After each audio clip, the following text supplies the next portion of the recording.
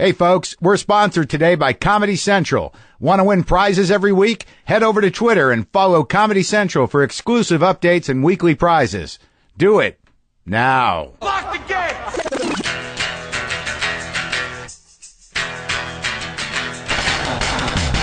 Are we doing this? Really? Wait for it. Are we doing this? Wait for it. Pow! What the fuck? WTF. And it's also, what the fuck? What's wrong with me? It's time for WTF. What the fuck? With Marc Maron. Okay, let's do this. How are you, what the fuckers? What the fuck buddies? What the fucking ears? What the fuckinders? Is that how you say it? Michiganders? What the fuckanders? What the fuck nicks? What the fuckaricans? Okay, that's it. That's all. How are you? Marc Maron here. It is Thursday. Today is Molly Shannon Day. Today, Molly Shannon is on the show for the second time. I couldn't be more excited. We had a great conversation. I hope you enjoy it.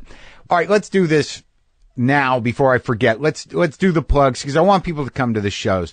Tomorrow night, that is the 23rd and 24th. Is that right? The 23rd and 24th, I'll be in Bloomington, Indiana. Please come. I know there's basketball, but there's also me. I know basketball is important to people in Indiana, but there's Marc Maron. And I'm saying that with, I'm obviously not serious, but I couldn't possibly be more important than basketball to a lot of people up there. But come out. I know the game's Friday night. You got, first show Friday and you got the two shows Saturday and you got a second show Friday for non-basketball people. What else we got coming up? I want to make sure to do this. On the 27th, we have a live WTF with Retta from, Parks and Rec. We got Brent Weinbach, we got Roy Scovel, we got Ron Funches, we got Eddie Pepitone, Jimmy Earl. That's the 27th at the Tiffany Theater. And you can get all these links at WTFpod.com. 29th, this is important. This is going to be a great show at the Ice House in Pasadena, LA people. Me headlining and then Maria Bamford and Eddie Pepitone featuring for me at the Ice House on March 29th. Please come out to that. And moving on into April, the first weekend of April, the Comedy Works in Denver. Great club. That's April 6th and 7th. 4 shows. Go to WTFpod.com for links to all of these. Okay, I did it. I plugged me. What else? Big news. Am I gonna just say it? Can I say it? Can I say what's happened for me? Can I share that with you in a nice way? I just got back from New York. I was there last night at the upfront presentations for IFC, who I will be doing a show with next year. We've got a straight-to-series deal to do 10 episodes of a Marc Maron show. It's not called anything yet. We're going with Maron right now because that's what everyone calls me, Maron. Could be the Marc Maron show. The title's not important. What's important is the deal is done. It's going to happen. It's going to be in the third quarter of next year, so that's next fall. We're going to make 10 episodes, scripted show, single camera about my life. And that's what's happening. And I'm excited. My excitement is tempered with me. I can't just be excited. I couldn't be happier. I really didn't think that this opportunity would happen for me. Yeah, this is something that we all work towards on some level, even when we say we don't want to. When you get into comedy, there's part of you that thinks, I'd like to have a TV show about me. And I'd really put that on the shelf. I didn't think it was going to happen. I'd let that go. I was content with working in my garage and writing things and doing stand-up. I don't know. You know what content is? That's not true.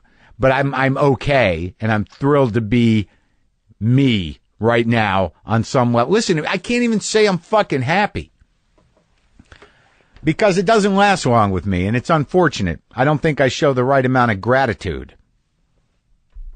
I'm excited. I'm going to do a TV show. I'm excited to be working with other people. I'm going to write the show with some guys. I'm going to act with people. There's going to be directors involved, lights, camera, action. I couldn't be more excited. I didn't think that was going to happen. I've had other opportunities in the past that didn't really manifest, didn't pan out, and this is going to happen. And I'm very grateful to IFC for taking the chance. It's all based on that pilot I shot a while ago. Those of you who have been listening for a while know I did that pilot presentation, and the upfronts were great. Yeah, it was a big show. for the IFC people, for the advertisers. Scott Ackerman, he hosted it. His show got picked up. Comedy Bang Bang is going to be on IFC as well. Kurt Braunohler, his show, the game show Bunk, is going to be on. So they did a thing, and Fred Armisen and Carrie Brownstein were there. It was all, I felt like I was in show business. It was very exciting. And that excitement was, that lasted me about 4 hours. That's not true. It lasted me till the next morning, this morning, or yesterday morning, when I got to the airport and I just wanted to have coffee, and then I got in line for coffee, and then I got into that mode where, so are you fucking kidding me? The woman at the counter, she didn't want to be there. I didn't want to be there. The people in front of me didn't seem to know how to order. So that just, and then I kept saying to myself, dude, you know what, man, shut the fuck up. Have some fucking gratitude. Humble yourself, you asshole. You finished your book. You turned it in. That process going to start, the editing process. You just signed a deal for a show, your own show. Just, can't you just be in that and not worry about getting your coffee? Can't you? This is what I said to myself. And then I said back to myself, dude, I need coffee. I know, but just fucking relax. You'll get your coffee. Why don't you shut the fuck up? Can't you know that things are going all right for you? What does that got to do with coffee? And that's a negotiation I went through. And I got on the plane. I'm like, I'm going to be happy. Things are going to be okay. I have a lot to be grateful for. And that was until I lost my brand new headphones. That fucking killed me. I just bought these headphones, $60, not much, skull candy, but I could talk on the phone on these headphones. Don't know what happened to them. Went back on the plane to look for them. Thought I put them on my bag. I have no fucking idea what happened to these headphones. And it just polluted everything about my day. I should know better. I can let that shit go. Come on, man, just buy new headphones. But I bought them the day before. It was if I bought the headphones and then just threw them directly into the garbage. Didn't even put them in my fucking head. I did, but it doesn't matter. I have no idea what happened to them. Now I have to angrily go buy headphones. Have you ever done that? I can't tell you how many times I've done that in my life, where I bought something that didn't work out, or I bought something that I lost, and then I had to angrily go buy the exact same thing. I've bought many pairs of shoes like that. I've had 3 or 4 of the same kinds of shoes because I insisted that they would work for me. I think I've talked about that before. So I'm yet to go angrily buy my headphones, and I have to go do that. But I'm very excited about the show, and I wanted to tell you guys, I knew a couple of days before, but I couldn't really say anything because it wasn't official. And I'm thrilled. I genuinely am excited to work. I'm ready to work. I don't know that I would have been ready to work at any other point in my life, but I'm ready to do this now. I'm about as me as I can be, for better or for worse. And also I started thinking about, like, man, I've got to just relax. I just got to relax. Things are okay. I got to take a vacation. I got to stop eating so many nicotine lozenges. I mean, enough already, right? I got to go to the gym. I got to take care of myself. I got to be more giving to people. Stop taking. Enough of the taking. Let's start the giving. That's where it's at, right? The giving. Stop thinking about it. It's all this taking. I'm not saying I'm a big taker, but, it's very easy to get hung up in that. And this world we live in, just like, what about it? What about it? Where's mine? How come I didn't get any? Where's mine? I got mine. I got a little taste of mine. I got enough mine to feel like I'm me. So I got to give back a little bit. All right? I'm going to give you Molly Shannon in a little bit. But now I'm going to give you a great deal on dildos. Adam and Eve is our sponsor today, as they do sometimes, adamandeve.com. I can get you 50% almost any item in their catalog. I can get you 3 free DVDs. I can get you a free bonus gift and free shipping. If you go to adamandeve.com and use the WTF offer code at checkout, I will get you this stuff. How do you feel about that? Bulk condoms, butt plugs, both for medicinal uses and fun uses.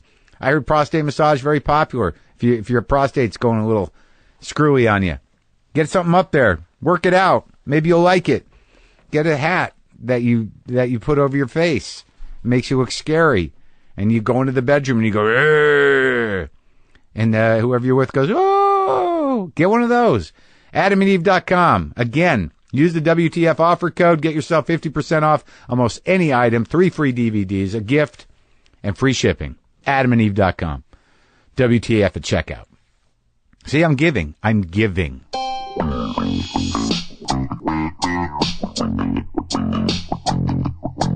before we talk to Molly Shannon in the garage, I wanted to share with you this story she told on a live WTF, which I loved, and I'd never talked to her before, and it was a great story. And I don't know how many of you heard it. Maybe some of you have. Now you're going to hear it again, because I love this story about her and her friend basically running away, but in a big way and not with malice, just because they wanted to. I hopped a plane when I was 12. We told my dad, me and my friend Ann, we're like, we're going to hop a plane to New York. And he was like, he dared us. Yeah. So we went How old were you? We were like 12. Oh, good. That's good. We went to the airport and we had ballet outfits on and we put our hair in buns and we wanted to look really innocent. And this was, again, when flying was really easy. You didn't need your ticket to get through. Apparently you didn't need an adult either. And we told my dad, and we were just like, we saw there were two flights. We were either going to go to San Francisco or New York. And we thought, oh, let's go to New York. It's leaving early. So we went. We said to the stewardess, we just want to say goodbye to my sister. Can we go on the plane? And she was like, sure.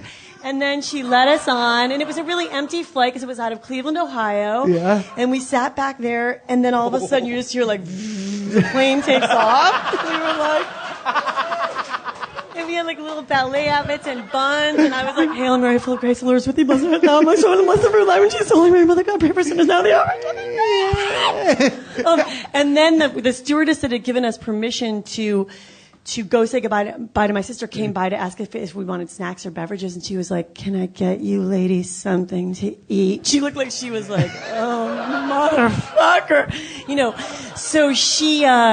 So we wondered if we were going to get in trouble, but she ended up not telling anyone. And then when we landed in New York City, she was like, bye, ladies. Have a nice trip.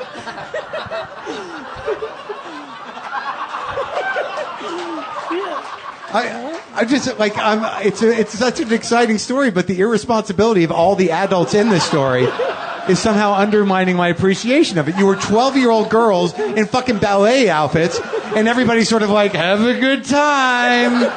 What world was that? It was a crazy world. What did you do in New York? And now you're going to say, we got drunk and we went to a...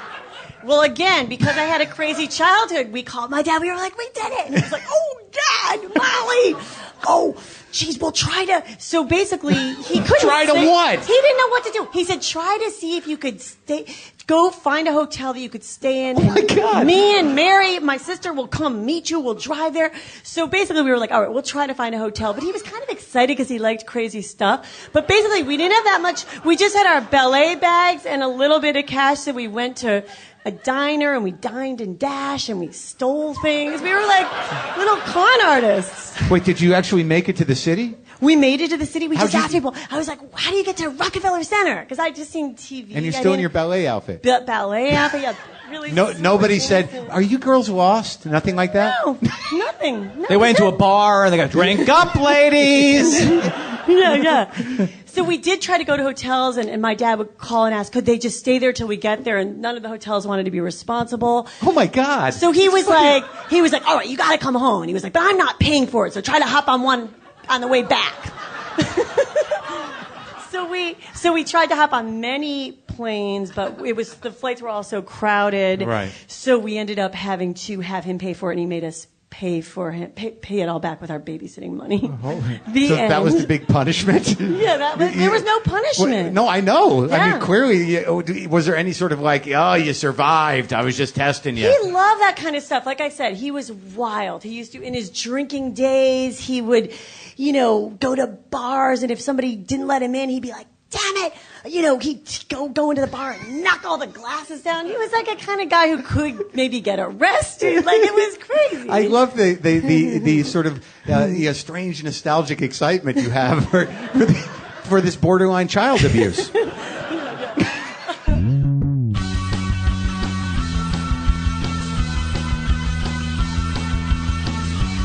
Here's a fun sponsor. This is for real. Fucking Merge Records. I think I can say fucking Merge Records on a Merge plug because they're fucking Merge Records and they're awesome. Merge Records features Grammy Award winners like Arcade Fire as well as Spoon, The Magnetic Field, Super Chunk, Wild Flag, Carrie Brownstein, M. Ward, and a shitload more. And right now, WTF listeners can get 20% off all Merge music and merchandise by using WTF as a code at checkout. Fucking Merge Records, you guys. I mean, this is like real indie label shit. These guys are the nads. Does anyone use that anymore? Visit mergerecords.com/store to preview and purchase albums on CD, LP, and digital download, as well as Merge gear like t-shirts and tote bags. All of them 20% off with the code WTF. How's that for rock and roll? Am I giving? I'm fucking giving. I'm not taking, I'm giving now. mergerecords.com/store. Use that code WTF. Hells yeah. Rock on.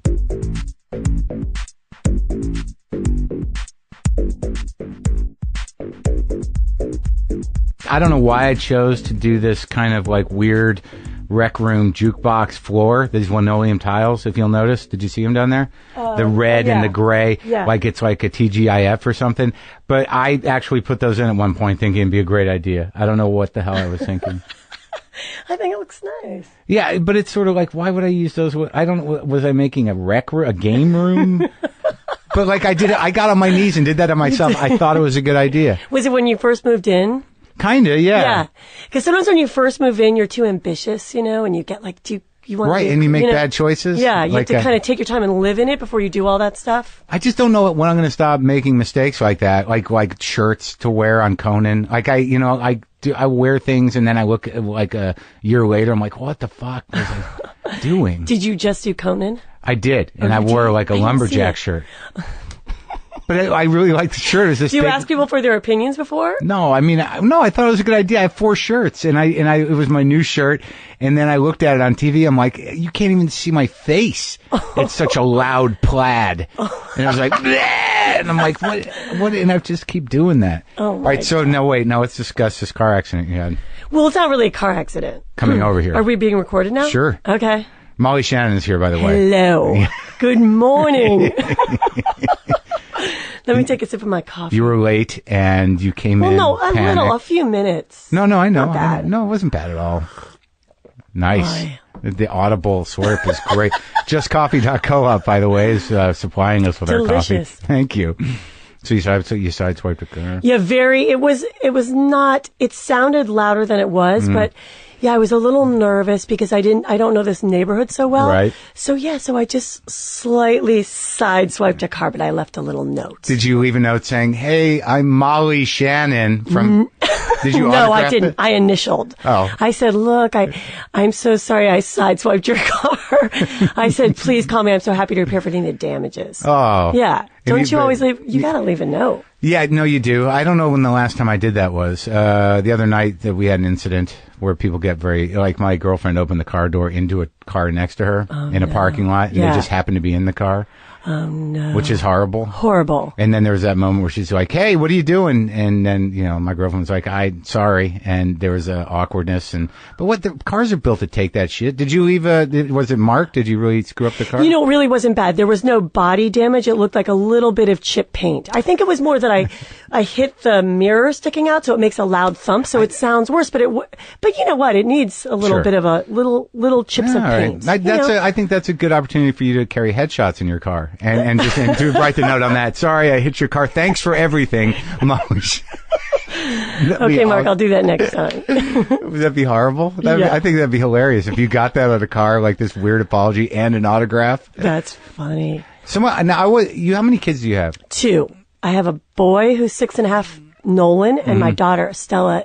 Our daughter, Stella, is 8. And I think it seems to me that you'd be like the greatest mom in the world. Do you feel that way about yourself? Thanks so much. I really do. I love being a mom. I always wanted to be a mom, and I really feel so fulfilled. I'm so happy. I feel like I worked really hard in my 20s and 30s and struggling to make it and doing Saturday Night Live, and I really killed myself with work. It was just work. Yeah. And now I really feel like I've created a family, and I feel like I'm living my dream. This is all I've ever wanted. Well, you know what? My mom died when I was little, when I was 4. Oh, really? So for me, getting to be a mom and do all the things that she was never there for, it's very rewarding to me. It makes me feel so happy. Almost like you get to have that experience on the other side of it. You get to provide that experience even though you were denied it. Exactly. There's something about it that just feels so good.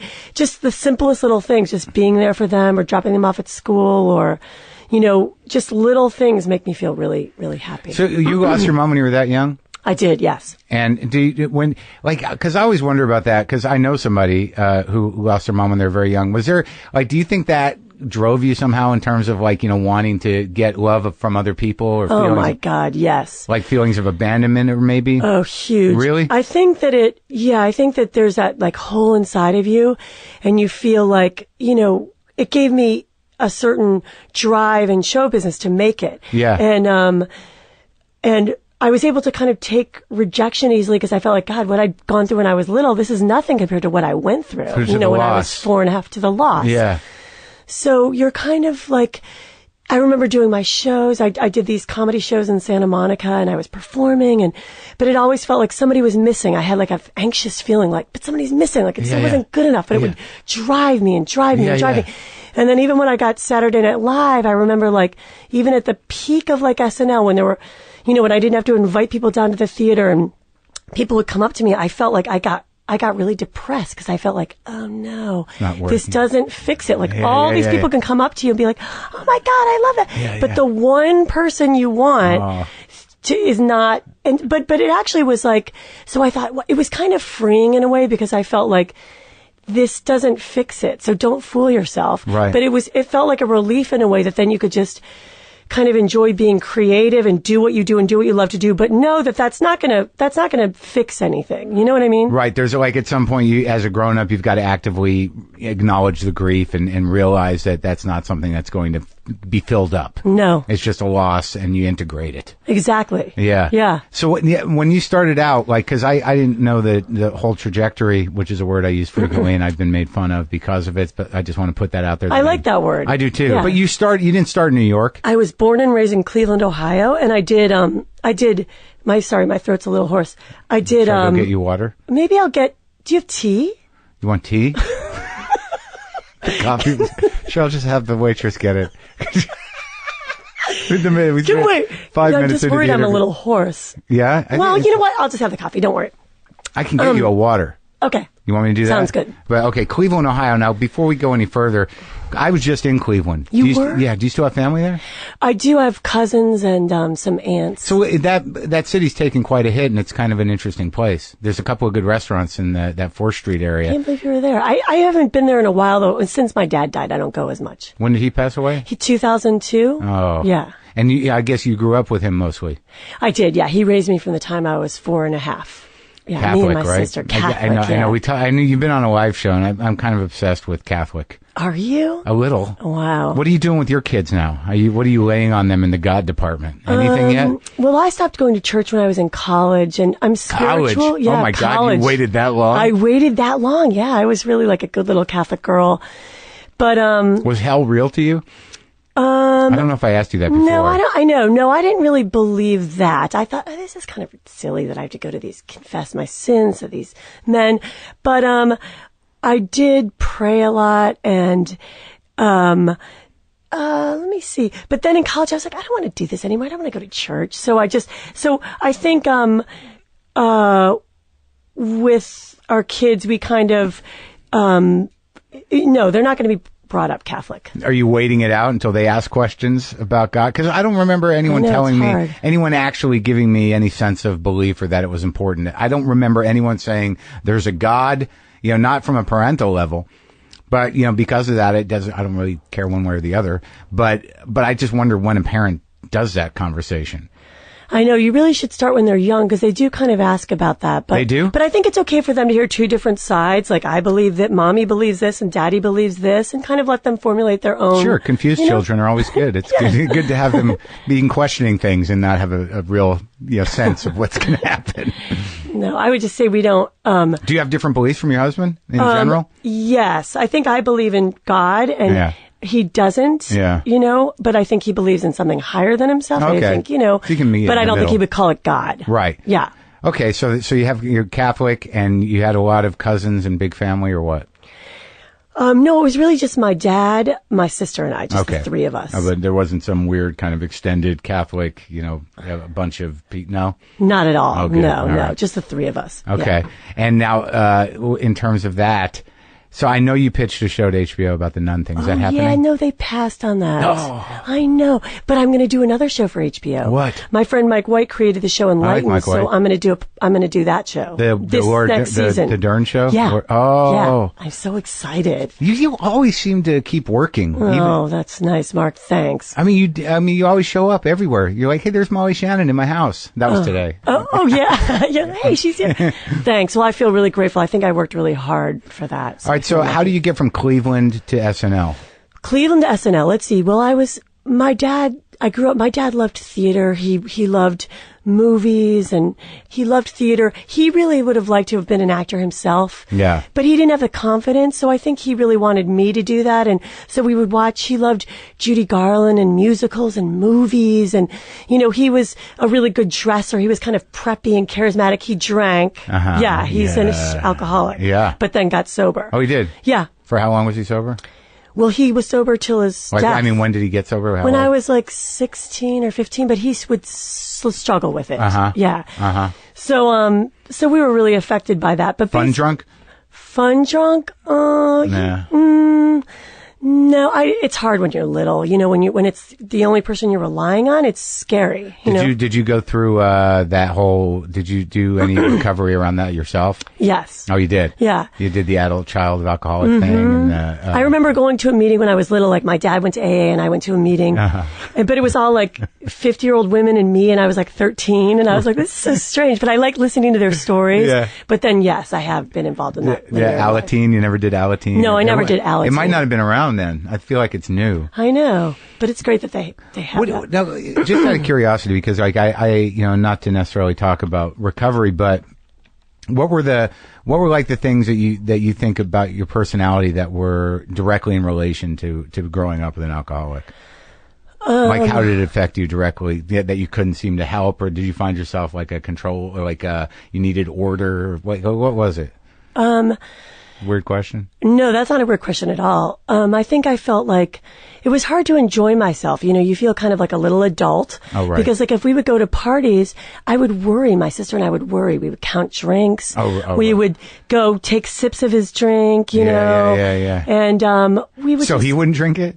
You would go take sips of his Well, maybe he would disguise it because he knew we'd be checking on him. Really? So maybe he'd pretend like it's a Coke, and then my sister would go take a sip, or, so it was like very disappointing, Right. So because you didn't want him to cross that line into like, oh no, it's embarrassing. It was just, it was embarrassing, and you feel abandoned. You feel like you're just alone, kind of. Yeah. And then it's scary. On the way home, it feels scary, you know? And so. Because he's driving. Yeah. So that felt. Oh, no. Yeah, I don't even know where to begin. So we were. Yeah, so you just felt kind of anxious. Yeah. And I remember, I still love coffee to this day, because I remember at parties, there would be drinking, but then I remember I love the smell of coffee. Like when they put on coffee, I was like, coffee! Yeah. Because it meant like, oh good, please drink a cup of coffee. Like, it just made me really happy if I saw him having coffee, because then that would be the end of it, you know? Yeah. So to this day, I love coffee. Oh, that's great. I love the smell of coffee. I like people who offer me coffee. I love everything about it. So like, but in a deeper way, like some way, the smell of coffee triggers the idea that like, well, we might make it home. Yeah. Daddy won't be weird. And I remember, like, I went to but again, I don't want to give the wrong idea, because I know you're a recovering addict. Yeah. People think, as if they're drunk all the time. No, look, he raised 2 kids by himself. My mom died when I was 4.5. So it was hard on him. He was a single dad left with a 4-year-old and a 6-year-old. My little sister Katie was also killed, and my mom killed in that car accident. Oh, was it when an he accident? was driving. He was driving? He was driving. Oh my God. Yeah. And we were. Was he drunk then? Well, they were at a party. He claims he took a nap, or that I don't want to go too into it. It's so dark. But like, I guess, but let me see. Yeah, we were all in the car, and he had taken a nap. You were in the car too. Yeah. We were in the back. It was a station wagon, and, it was late at night, and he was going to drop my cousin off, and, my aunt let our cousin Fran go with us too. And, my dad and I talked about it later. He's like, I think he would have liked my mom to drive, but she was like, no, you can drive. And, I don't know if he nodded off. I don't know what happened. But at that time, they didn't have breakaway, lamp posts or light posts. So he just smashed into it. Nowadays they'll bend or they'll break away or, so it was just a collision and my mom was in the front and he was in the front. My sister and I were in the very back of the station wagon. So we were bruised up, but my baby sister Katie and my cousin Fran were in the middle, so they were killed. Oh, so God. Very sad. Yeah. Do you have memory of it or no? I do have a memory of it because we were, we went to the hospital and I remember thinking I think I had a fantasy that they were still alive. I'm like, oh, Katie must be. My sister and I were in beds next to one another in the hospital. And because I was 4 and she was 6, developmentally, there's such a big difference between a 6-year-old understanding what's going on and a 4-year-old. I was really out of it, in fantasy. Oh, they must be somewhere else up there on a different floor. And my sister kind of knew what had happened and kind of had to answer questions and, talk to people because she was one that was the most with it. And so basically, I remember thinking, oh, I want to go see Katie. I really wanted to see my baby sister because I thought she must be with the other babies. So immediately I was kind of perky, there were a lot of kids with that were on our floor and I was helping them. They didn't have parents coming to visit them, so I helped those kids. I remember feeling playing with them and helping them, and I think that's instantly where I went to. And then there were all these people bringing us toys and stuff, and I was like, why are all these people bringing us toys? Relatives bringing us toys. And then I was I said, I really want to go see my mom and my sister, now. I think I knew my dad, You're probably in shock. I mean, no, I was I assumed they were alive. Oh, right. So I was I want to go see them now. So I finally put on my robe and wanted to go see them, and they were oh, we're so sorry. I think an aunt told me or something, we're so sorry, but they've gone to heaven. And I was what? I was heaven, can we get there, Yeah, right. Could we fly there or take a hot air balloon? Yeah. Or could we take an airplane or could we, I just couldn't accept the fact that we couldn't get there, Oh, right. Yeah. So I kind of kept that on for a long time. It's very complicated, but I think there's no way that you can take that in. It would just annihilate you when you're that little. Of course. So you just kind of go into some fantasy waiting. And waiting. Did it hit you gradually, or how does that? I guess on some level, to be that young, it was better to deal with a situation like that because you weren't fully emotionally capable of wrapping your brain around it for a while. I would imagine. Yeah, let me see. I think what it was too, and then in the night I was I want my mommy because I had learned how to not use the bathroom at night, and I remember nobody came, and I was just I just remember feeling so deflated, no, we were in this weird hospital and it was just scary, and they did tests are the lights on or the lights off and touching us, and it was frightening, and then, but I think, but your question is, you don't deal with it and it comes up later in life. For me, I'm sure everybody has it different, but for my age, I think it didn't come up through then dating and falling in love, and getting close to someone. Came up later. Did you have the envy of people who had moms, that thing, or the anger? I was so close to my dad, so I didn't really feel that way. But I remember, if a teacher put her arm on me, I was oh my God, I felt wow, that feels so good. It made me feel really shy. Yeah. And I think for teachers, in 3rd grade, I didn't want to get too close, so I would act really bad just so that I could be in control. Right. I didn't want them to be disappointed in me. Yeah. I was I could act bad so that way I'm in charge. And Does that make sense? Because I think when you're that little, you feel you must have done something wrong to make them leave. Right. You're too self-centered, so you think you must have done something wrong, But that's interesting because that disposition is really the beginning of a performer's disposition. Exactly. Exactly. Make them come back. Yeah. And so when you ask that about performing, I'm it was the drive to entertain and, make her come back, It's amazing how easily it seemed when you were just doing yourself as a 4-year-old that emotionally it's pretty easy to access. Yeah. It's sad though. When I really think about it, I'm it is so sad, But the thing about it is that it gives you I think when you go through that when you're so young, I have a different take on everything. Like, I feel like so lucky, like I feel like I don't take things for granted at all, because I feel like, oh my God, I pulled myself up out of the wreckage and I created a life for myself, and now I'm a mom and I have children, and I got help for myself so that I could, start my own family, and it's a miracle, Yeah, like definitely. My sister and I talk about it. We feel really lucky that we, because it might not have gone that way, Yeah, and you're close with your sister. Yeah. Oh, that's great. Yeah. So when did this, did you start to realize that he wanted you to be a performer? Because, let me see, we would do St. Patrick's Day shows. Yeah. And he was like, get in the front row, Molly. That's my Molly. We'd sing like Gallagher spells Gallagher. We do Irish songs. Yeah.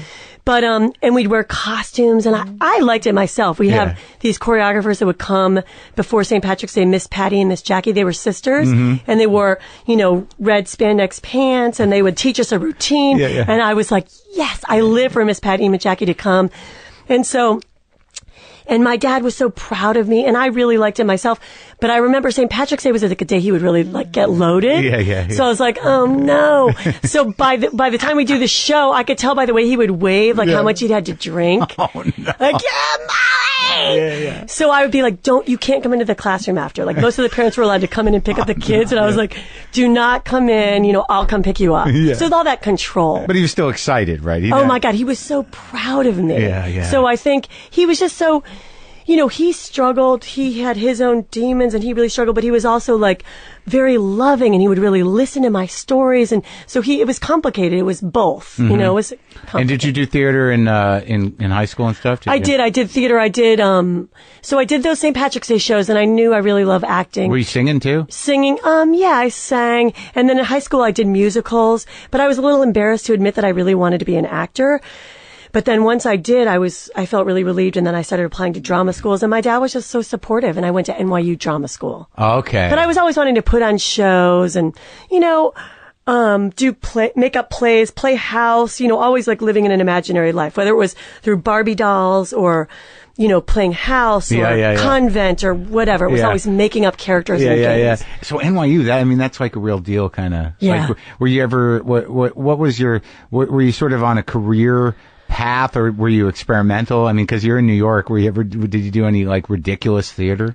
Ridiculous. I didn't do the experimental. I really wanted to make it. I was really driven. So you're and I wanted career driven. Yeah. But I loved. So there was the experimental wing. I was in Circle in the Square, and we did lots of body exercises and scenes. And I was a very serious, dramatic actress. But then I remember they had auditions for this comedy show, and I felt like, God, I like this more, because it just felt like it came really natural to me, and you didn't have to do all the sense memory and Right. You just had to be funny. But I had a very dramatic approach to my comedy, I would say. But you're naturally funny, so I mean that's a gift. So it wasn't like you weren't like some dry actor coming to stand. Like, when was the moment where you realized like, holy shit, I'm funny? I mean, there had to be a moment where, because that's a real buzz. Yeah, that's a real buzz. I was at my friend's house. I had a lot of sleepovers, and I was at my friend Amy Wall's house, and she had a lot of sisters. Yeah. And the mother was like, we're going to make chicken cacciatore for dinner, Molly. And in my head, I was like, I knew I was going to make a little joke, and I was like, I'll have a chicken, but I don't want any cacciatore. I was little, and they all laughed, and I remember like, I like this. Yeah. But it's not like, but I would say, I wasn't like telling jokes. I was just intense, Right. We are intense. Yeah. I'm trying to keep up. Okay. But all right, so you graduate NYU. Yeah, I thought, well, let me give it. I'll give New York City a year, and then see what happens. For stage work primarily, or were you thinking like theater? I really wanted to be on TV. There wasn't a lot in New York, was there? You know what it was? I did this stage show with Adam Sandler. It was like a comedy review show. And everybody in campus saw it, and they were like, you should be on Saturday Night Live. Wait, so he was at NYU with you? He was at NYU with me, yeah. Oh, I didn't realize that. So that's a big part of the story. He was at NYU, yeah. And you guys still friends? We're still friends, yes. Yeah? He's great. What was he like in college? I mean, was he... Such a hard worker, so focused. He was just the kind of kid who was already very famous on campus. He was doing stand-up in the dorms. He would go at night and perform and do stand-up. He was just very driven. And was he funny? Very funny and sweet, quiet. In our comedy show, the director, because there were like 5 of us in it, she was like, oh, you should take Adam out, for coffee, and he seems a little really? shy. And I was like, I don't think Adam needs any help from me, but yeah, people really loved him, and he was just doing stand-up all over the place, and just, yeah, very driven. And what was the show you guys did together? We did a review show where we made fun of the teachers, and I did Mary Catherine Gallagher. I created the character Mary Catherine Gallagher in that show, and then I ended up bringing that to SNL. But it was from that stage show that people were like, you should do comedy. But I never thought of myself that way. I always thought of myself as a very straight, serious actress. Yeah. So it was really more that people told me. And then I thought, okay, maybe I could, try for that or try to get on Saturday Night Live. So then I thought, let me go to LA, and my friend Jean Pack and I came out here together, not knowing anybody, and I thought, we thought we'll create a stage show and do characters and maybe try to get people to see us that way. And Right. But I was thinking about Saturday Night Live after NYU. Oh, really? Yeah. But so why'd you come out here? Because it's like such a crapshoot out here. I mean, like it's so easy to get lost. Did you? I mean, you did a lot of episodic work pretty quickly, though. No. No, not so quickly. No? I worked in restaurants for a long time, and was broke and had to rent a rack. I didn't have much money. You rented a wreck? I had no money. I would take cash advances on my credit card. I didn't have a car. I just would. They have Rent-A-Wreck. Yeah, I remember Did you ever those. do that? Yeah, I remember that, but I don't think they exist anymore, do they? Yeah, they do Rent-A-Wreck? still exist. Yeah, I just saw one in. Because I did it Bundy. once, and it was really a wreck. I mean, wreck, they break down. Yeah, they're the worst cars in the world. Worse. So, no, I didn't know anyone. I would. It's so lonely out here sometimes. So lonely. I remember before I had a car, I came out here one summer and lived at USC and didn't even have a car. I would take the bus to Sunset Boulevard. Oh my God, taking the and bus pass in Los my Angeles. headshots to agent's office, like just slip it under the door like that. That's how I started. Oh, so why is that? That's crazy. That's the most heartbreaking thing you've said to me. Oh my God. Just this idea of taking a bus in Los Angeles and Can you then imagine? going into these big buildings to slide your headshot on. Did anything ever happen from I that? did. I got Gary Coleman's agent sign me, and I was like, I'm gonna make it. He's got me and Gary Coleman and a bunch of like prostitutes / actresses, and he got me nothing other than like a hair show in Marina Del Rey. Oh, no. And he would have me come to his house and do like scene study where he would try to unbutton my shirt. No. Yeah. And Classic. he paid for my headshots, which we did in his hot tub. No. And I was in a bathing Is suit. that real? Yes. Yes. Did you meet Gary Coleman? I met Gary Coleman. They came to New York. We went, yeah. I met Gary. How long were you with that guy, though, before you realized this is inappropriate and low rent? Well, I've actually told this story on Conan, but they came, I don't want to say this guy's name, but the guy the agent and Gary came to New York, and we had tea at the plaza, and Gary was trying to hold my hand, and Gary was hitting on you Gary too? was, yeah, Gary too. Yeah. And so Gary asked me to come to the hotel room, and he attacked me. I mean, a full on. Gary Coleman attacked you? Yeah, attacked me. Jumped on me. I had to throw him off of me. Jumped on me again, bounced on the bed, and wrapped himself around me. I had to like fling him off of me. I mean, it was like an attack. Yeah. My hair, and then I had to lock myself in the bathroom, and he was like, I see you. Oh, no. It was awful. Oh, God. But anyhow, But you, like, it's, there's such a comedic element to it, it's hard to sort of press charges or anything else. I mean, for that story. it was the craziest. Yeah, my friends were like, what? Did you laugh at any point? Oh my God. Yeah, because while I was in the middle of it, I'm like, I cannot wait to tell this story. But it was also like scary. But he was little, so I could kind of fling him Sure, around. exactly. But And you told that on Conan? I Was did. Gary alive then, or no? he was alive, yeah, because And it's a true story. You know? right? Did he- Nothing ever happened. Oh, didn't he pass away? Or He did. Yeah. He passed away. Yeah. Oh God, nothing ever happened. He didn't call you out on it. No, well, he knows that happened. You know, he told me I reminded him of Kimberly from Different Strokes, and I was like, really? You know, I was a young actress. But anyhow, that agent, when I would go to his house to practice scenes and he would unbutton my shirt, I was fresh from NYU drama school, and I was really into taking risks, and I'd be like, unbutton my shirt, come on. You know, like kind of wanting to go for it. But then I was like, this seems kind of sleazy. We're at his house. But then he would like take me and the prostitutes out he represented some like they were whores. Porno stars or just whores? They were like, I don't really know, but Escorts they or, lived at his house, and he would, get their headshots done. God, you dove right into the worst part of Hollywood. Yeah, I dove right in. And I remember the only thing he got me was like a hair show. Did he offer you coke and everything? No. No drugs. That's all right. No drugs. But he got me a hair show in Marina Del Rey, and then we all went How'd out that to go? like Cheesecake Factory after dinner. Boy, me and all you'd the prostitutes. arrived. Yeah, I'd I'd arrived. Prostitutes at Cheesecake Factory after a hair show. That was your dream, I think. I right? know. It's like, I've made it.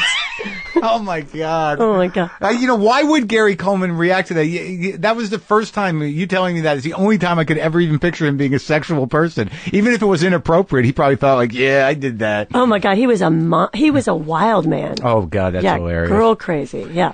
So how long before, were there moments during this process where you like, this is not going well. I got to get the fuck out of here. Yes, there were moments but then I think then I got with another agent that kind of got me some auditions. And did that agent say like, oh my God, what are you doing with that guy? Was it one of those moments where it's like, why are you with that loser? You mean that particular agent? Yeah. No, they didn't say that. I don't, because that guy had he did have Gary Coleman. Yeah, exactly. Right. So no, but then I forget. I started to get some commercials and I got a part on Twin Peaks.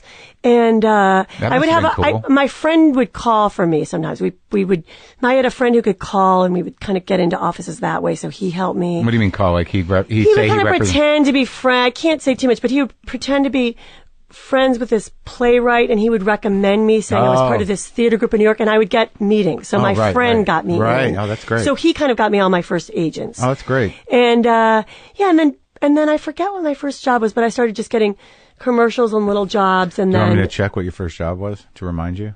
Yeah. You've been working a long time. Yeah. Phantom of the Opera? Yes. Yeah. You were Meg in Phantom. That was a movie. That was a movie. I got in with Robert Englund and Jill Schoen. Yeah. And I made like $3,000 a day. And that was really the beginning where I was like, wow, I got flown on first class to Budapest. And that was a big deal for me. Yeah, hell yeah. And then slowly I started getting other little things like that where I could eventually quit my waitressing job. But I really struggled for a long time and could not get a break. Well, I've never done this before, but tell me about General Hospital, Surrogate Mother number 2. Surrogate Mother. That was, again, a great thing. It was a funny part on General Hospital. Okay. And those parts on soap operas helped me get my SAG card. You did a few of them? Yeah, I did a few. I did one in New York before I came out here. God, you really hammered out you were really hitting the sidewalk with this stuff, Oh, my God. Yeah, that's why I'm like... Yeah, it was the opposite story of somebody where it happens really quickly. I really struggled. And I got SNL when I was 30. Wow. Yeah, so, And you just hammered it out. You did a lot of episodic stuff. And then, so SNL. But while I was auditioning, I felt like, God, this auditioning isn't really working for me, because I would audition for pilots or TV shows, but they were like, they just didn't quite know where to place me. So I started working on a stage show with my friend Rob Muir, and we created characters, and there were many other people in it, and we would invite people down. Here, this was in LA. Here in LA, in Santa Monica. Yeah. We did it at different. Well, we do it at different theaters around town, and eventually people started coming to that show, like the head of HBO, Carolyn Strauss, right, and Lori David. Yeah. Larry's ex-wife. Yep. And so I started getting better. And she was what, booking Letterman at the time? Or? No, she was, I forget. No, she was a manager representing comedians. She had left Letterman. She was living out here. She was at 3 Arts. So Lori was like my first big comedy manager. So from that show really is where things started. And when did the Lorne event happen? That happened when I was doing my stage show. I got invited to audition for SNL, so they flew me and a bunch of girls, and we got flown there, and we got to do 5 minutes for Lorne, and it went in the studio. We did it at Stand Up New York, and they invited an audience, and they were looking for a few people. That was when Janine was on the show, and I think. Yeah. So, but I think Janine was going to leave. Right. She got a movie. Right. So they were maybe looking for a few more people. And, I just did my 5 minutes or whatever. And then I heard from other people, I heard you're going to get SNL. And I said, no, I don't think so. And then I did get a call one day, and I came in mid-season. And you just, after one audition, you didn't have to go for the weird meeting in his office? No, it was just after that audition. Wow. Mm-hmm. So, like, I'm always fishing for Lorne moments. Do you think he's different with the women on the show than he is with the men? In what way? What do you mean? And just in the relationship, expectations, or anything. Because I've never really. I've talked to Amy Poehler about it, and no one's had anything but good things to say about Lorne. Quite honestly. Yeah. And he's really comfortable with women. Yeah. I think that men have more of a father thing for him sometimes. Right. like a critical, dominant father, whereas girls don't have that as much. He's very comfortable with women. He loves funny women.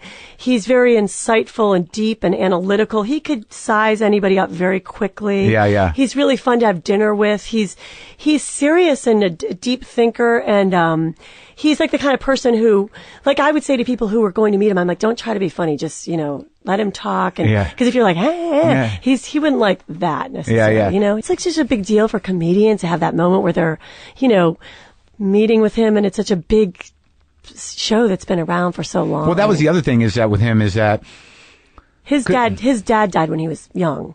Oh, really? He lost his father. Yeah. Yeah, that has a tremendous impact on people, obviously. But like I've noticed that with either with fathers who are absent or gone, the kind of drive that comes from that and the need to prove yourself is pretty profound. It is. Like I'm fascinated with all with what he knows and what he's been through and what he's created and where he comes from. Like I'd love to interview him. But now when you did SNL, was Sandler there yet? Yes, he was there when I started. And I started with a whole different group, like Sandler, Spade, Farley, and then that whole group kind of left, and then the whole new group came in. So I did half a season with the old group, and then some people stayed. David Spade, Norm Macdonald. I think Norm was there when I first started. Norman talked a little bit about the difference between the stand-ups and the actual actors and sketch performers, that he felt that there were certain things he could never do just because he was a stand-up, and that he envied in a way the people that could do characters. Yeah. Did you feel that tension, or was there that there were some people were stand-up performers and then others were character performers? We had so many real character performers during my time, but I heard Norm's interview. It was great, by the way. It was kind of wild, right? Yeah, it was so cool. Sweet. It was so sweet. It was one of those things where I'm like, I don't even know if I can talk to him. Is it going to be okay? And then he just was so like self-aware and self-effacing. Yeah, he's a great guy. So no, I didn't. I felt like this. No, I didn't even. That didn't even cross your mind. No. What was your crew? The first crew? Who was it? Do you remember? Will Ferrell. So you were there with Will for a while. Yeah, I was there for Will for like 6 years. Right. Yeah. Was that fun? So fun. I mean, the greatest. Yeah. The best. We used to do a thing where we wrote a sketch once about these people who'd lost 100 pounds and they were really proud of their weight loss. And the sketch, we were out there and the sketch was just tanking. Like nobody's laughing. Yeah. You could hear crickets. But Will and I would do a thing where if the more it tanked, the harder we would commit. Yeah. We would just like pour our heart and body into it. And then because then we would enjoy it. But it kind of felt like it's all the same. Like whether you're like sucking or hitting, you really have to treat it, respect both. Yeah. Because it's, you don't want to just get so addicted to like getting to that. So it was really cathartic to kind of do that. To bomb enthusiastically? Yes, exactly. To really commit to bombing and embrace it and drag yourself on the ground. You know what I mean? Yeah. I don't know. There's a beauty in it. Was that just something you two did? Will and I did that, yes. Just Will and I. You knew you were doing it? Had you talked about it? We would look at we talk about it. He's talked about it. We would look in one another's eyes and it would just felt like I felt so close to him and it felt like just some of those sketches stick in my head more than anything. The ones that were difficult or bombed? That were just terrible. But we were like, oh, what are we doing? And these, yeah. Did he, like someone had said that he would go out of his way to try to get people to laugh. I think it was Fallon told me that he would try to get people to break. Did he do that to you? Oh yeah. He just got to the point where I couldn't be in a scene with him because I would just start laughing. That's what we would all do. We would just make one another laugh and try to, so many stuff that I remember. Right before I left the show, I did a character who was a bad stand-up comic. Yeah. And I really just did that character to make Jimmy Fallon laugh, Will Ferrell laugh, like I did it for my peers. Yeah. And I didn't care if the audience didn't get it because it was a weird character. Yeah. It was kind of like by the end, it was like my reaction. It was this character called Jeannie Darcy. She was like a stand-up comedian who had like Asperger's spectrum. Right. Where she had no sense of like people or emotion, but she really stuck with her comedy and working on jokes and material. But the audience didn't really get it at first, but I would just perform for them. They would stand and watch it, and I was only performing for them. It's so funny because that's not an unusual type of person that does stand up. Is that right? No, I've grown to believe that there's probably like at least 50% of the comics that are working are somewhere on that spectrum. That's interesting, really. Well, because it takes very self-involved, it takes a very real focus. And there's definitely, I've known comics in my life that clearly are overcoming tremendous social adversity. Yeah. Being up there and doing it, that they're real. Like, I know there's definitely a couple of That's interesting, because I know a lot of comedy writers like that, but I haven't met as many performers. Oh, right. Well, they might end up writers. Yeah, exactly. That's interesting. So, well, this character's supposed to be on the, like, if it was a spectrum, she's on this like severe end, like high levels of. Well, a lot of those people work because if they're okay with people laughing at them, it's a tremendous relief for audiences to laugh at people that embrace their own sort of difficulty. Yeah. Like that. Like, I guess it's okay to laugh, maybe not for the right reason, but. Right. So when you see the crew now, like there's this huge resurgence around the women on SNL because of Kristen and everything. Is it exciting? I mean, do you feel like you were part of developing that place in comedy in a way? Well, there were so many wonderful women before me, but I felt like, I started with Sherry and Anna. The three of us kind of came on together, and I remember like there hadn't been. I felt like there had been kind of a lull there for a while, so I felt like we really came in and started getting girl pieces on and characters. So it felt great. That's those three like so different, but so funny. Yeah. Like all three, you really have different strengths in terms of how you do comedy. It's interesting. Yeah. So when you were like wanting to do SNL, did you have people in your mind who were your comedic heroes? I was more into like Jack Nicholson or Diane Keaton. I liked more actors who could do comedy, or just more serious actors. Really? I like John Ritter. I loved his physical comedy. Interesting. But I was more into regular acting. Have you met Bill Murray though? Yes. Yeah. And Gilda Radner. I would say those from Saturday Night Live. But it seems like your crew really set a standard for women on that show, and it seems like Thanks, Mark. Yeah. Do you feel that way? I mean, I do. I felt like we came in, and I remember feeling like I felt like we really started getting a lot of stuff like you guys on were rock character stars. pieces. You're rock stars in a way. Was there an intense amount of competition with the dudes in a way for things being written for you and that kind of stuff? No, not really. You just really have to write for yourself. You have to kind of write yourself into the show. I think that it was hard for people who thought, if you could who had the understanding, you can just come and get written for. That's not going to happen. Right. And I remember really feeling like, oh my God, it's like a writing job. I didn't really realize that you really have to write yourself in and come up and have material and have characters. So when I first started, I felt like, oh my God, maybe I'm in over my head. And, all these groundlings people had been working and writing, but I had characters from my show. I just had to kind of figure out how to get them on air. Did you align yourself with a writer over there? I did. I remember there was this guy, Steve Corin, and, I remember feeling like, oh my God, there's all these writers and I have characters, but I don't know how to do this. And I felt frustrated. Mm-hmm. And I would go home and cry when I first started. And I felt like, these groundlings people are typing and laughing. And I felt really like I am in over my head. The typing and laughing, that'll get you every time. Yeah. Exactly. So basically I remember, I had my characters from my show, and I remember there was this writer, Steve Corin, and I showed him, I go, I have this character I do in my show, and I showed him a picture, and he was like, well, tell me what you do in your show, and I go, well, I come on, and I go like this, then I do this, then I do this, and we just typed up the first sketch together. And that was it? And he buoyed it with a few more jokes. And which character was that? Mary Catherine Gallagher. And that's the first one I got on, and that was the first one where people were like, oh my God, where I really fought to get that on, and people really responded. And that's great. So then I really realized, even though there were many writers, I thought if you can just find 2 or 3 that you can collaborate with, that's all you need. Right. But I think initially I thought, we should all be working together all the time, but that's not the way it works. If you have one person you can work together, it's great. Yeah. I mean, you can do everything by yourself. But that's hard. But there are people, it seems that a lot of those relationships with those writers have really carried throughout people's careers, like with Adam and Tim his Hurley. guy. Yeah.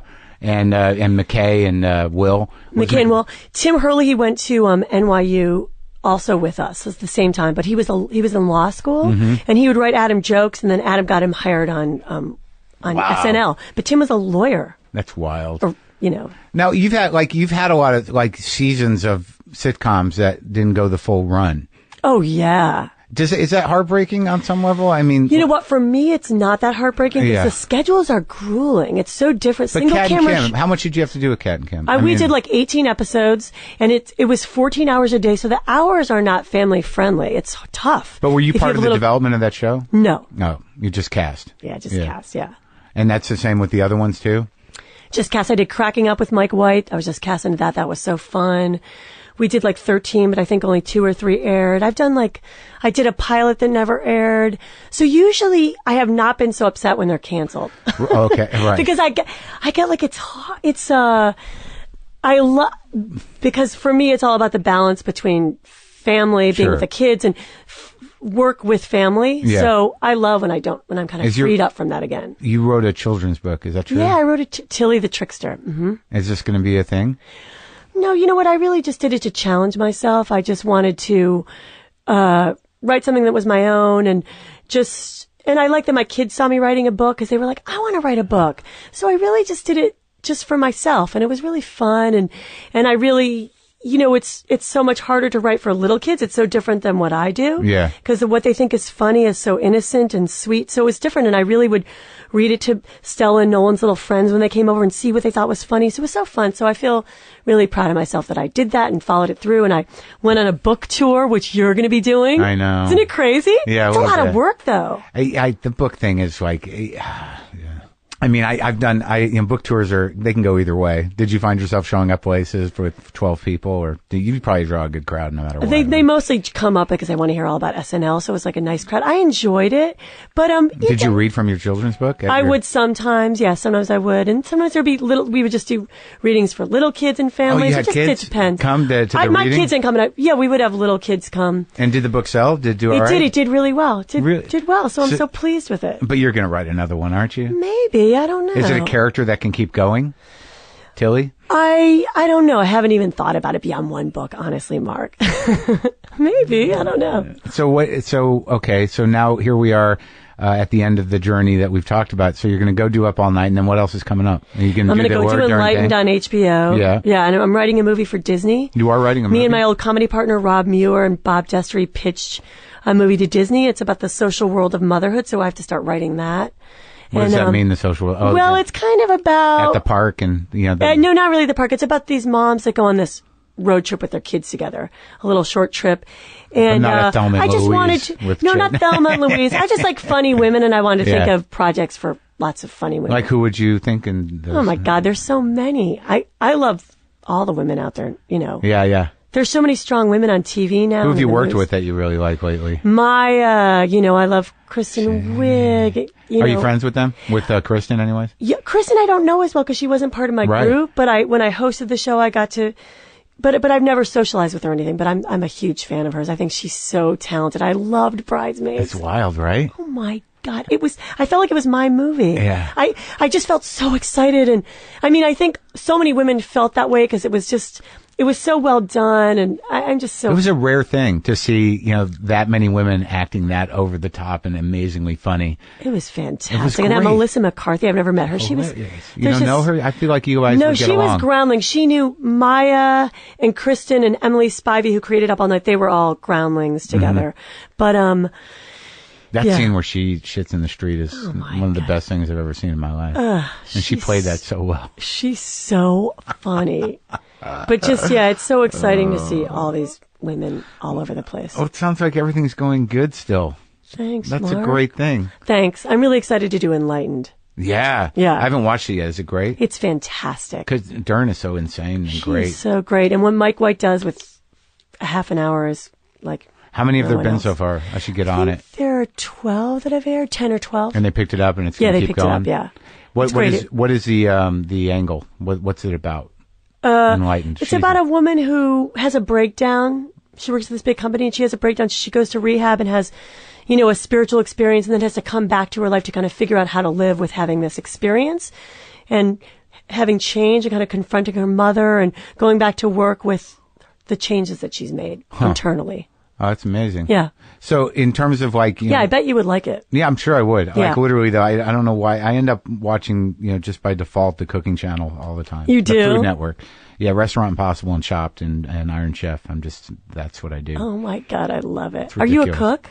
I can. Yeah. I don't know if it's some manifestation of an eating disorder or just that I kind of wanted to be a chef of some kind at some other point in my life. And I like watching food being made. And also I grew up with a mother who was, kind of anorexic. So there was not a lot of cooking in the house. So there's something interesting. warm and comforting about just looking at food. Well, you look fantastic. Well, that's all I was looking for. So that must have been so it really affected you, huh? Because you don't hear Horrendous. many. So you still struggle with the eating stuff? Dude, I mean, Dude, I'm it's sorry. It's the bane of my existence. I mean, like, if I were to think of any, that is my interesting? core problem. Is that right, Mom? Outside, the drugs or whatever and the alcohol at different points in my life, but the thing that is the deepest is this idea that if I'm fat, I will not be loved. And then, it's a real slippery slope in terms of, kind of that, body dysmorphia where Yeah. like thinking, am I fat? Or, and that my default is like, if I'm feeling shitty, it's like, it's cause I'm fat. Like, and it's all my mother and, and I act like I like her now. So it's good. Wow. So was she just like very self-centered, or do She's you mind me she- asking? I like no. hearing about your parents. I just was down there. She just is, she's a woman that has, been a functional eating disorder person my entire life. Like her life is built around, exercise and what she's going to put into her body to never, get over 116 pounds. God. So she's just still in it and still living that way, huh? Oh, yeah. Man. So it's interesting because I would think like a daughter would be so affected by that, but her son, you were really affected by seeing her like that all the time, huh? Well, it wasn't seeing her. It was literally the fact that, she had a deep fear of fat for herself. She had a deep, almost like, I don't know what you would call it, but like seeing, people who were heavy, made her feel, uneasy. And like the fact that I was kind of a chunky kid, because she was fat when she was a kid. So that was what created this monster inside of her. But seeing me a little chunky, just the idea that I would go through whatever she went through was like, oh no, it's happening to him. And, so it was really kind of that. It was all about that. Man. And like last night, I plowed through a pint of ice cream and I'm barely keeping it together today. Aw, really? Well, no, Did you I'm wake up feeling exaggerating. like, ugh? Oh, I'm an asshole. What the fuck is wrong with me? And, yeah. So yeah, that goes on. I'm a little better with it. Just be gentle on yourself. I hear You know that's what I the way mean? to, yeah. It's like, really, like, who cares? You know what I mean? So you did that, just...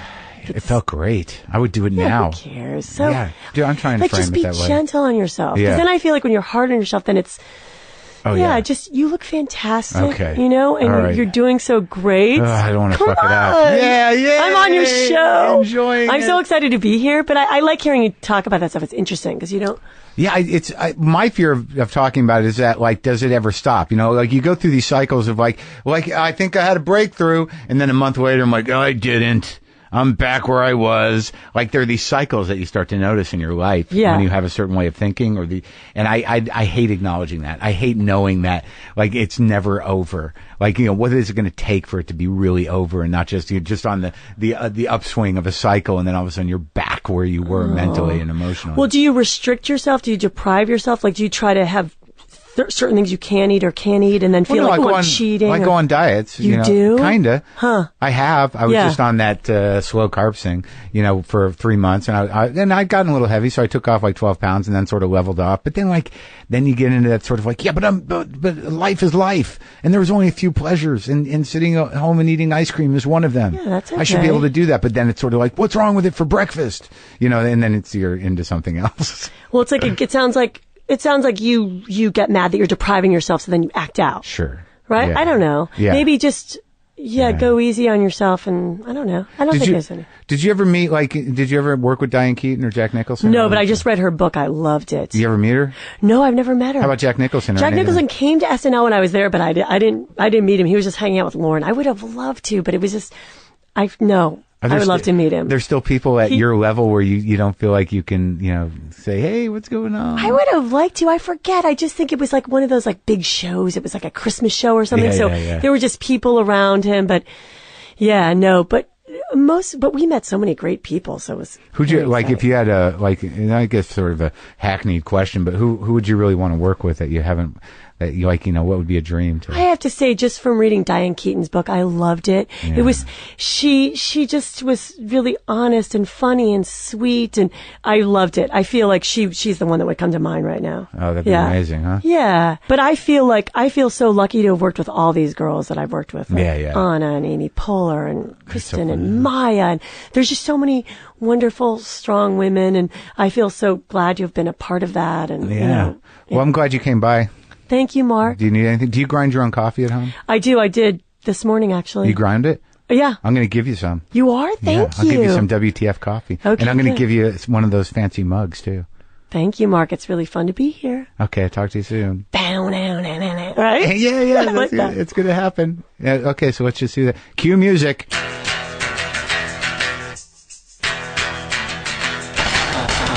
That's it. The amazing Molly Shannon, a great comic performer and just a sweetheart. What a great talk. Really enjoyed that. Again, folks, tomorrow night, Comedy Attic in Bloomington, Indiana. Go to WTFpod.com for everything you need. And, oh, God, my head. And, kick in a few shekels, pick up an app, get on the mailing list, do the stuff. Look, do what you need to do there. Comment on shit. Try to be nice to the women, will you? I don't know, with their string of idiots over there that just want to shit on girls. How is that on my website at WTFpod.com? I'm all scrambled and should have eaten more than cookies. That's not a meal. Cookies not a meal.